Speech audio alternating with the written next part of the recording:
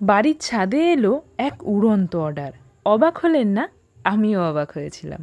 জামা কাপড় তোলার জন্য বিকেলে যখন ছাদে উঠেছি, নিচ থেকে একটা ছোট্ট মানুষ চেঁচিয়ে বলে উঠল, আমার জন্য কালকে কেকটা রেডি হবে তো? প্রথমে কিছু বুঝতে পারিনি। নিচে এসে ফোন চেক করে দেখলাম একটা কেকের জন্য মেসেজ এসেছে। পাশের বাড়িতে ছোট্ট সুরন্যা তার দাদানের বাড়িতে বেড়াতে এসেছে। পরের দিনই তার জন্মদিন। সেই উপলক্ষে একটা ম্যাঙ্গো কেককে বানিয়ে দেওয়ার জন্য আমাকে বলে। আমি চেষ্টা করেছি এক রাজকুমারীর জন্য আর এক রাজকুমারী কেক তৈরি করতে। এই কেকটা এর আগে আমি অনেকবার বানিয়েছি, তবে ভিন্ন ভিন্ন কালারে বানিয়েছি। সেই মধ্যে দুটো কালার আমি পরে অ্যাড করেছি ছবি।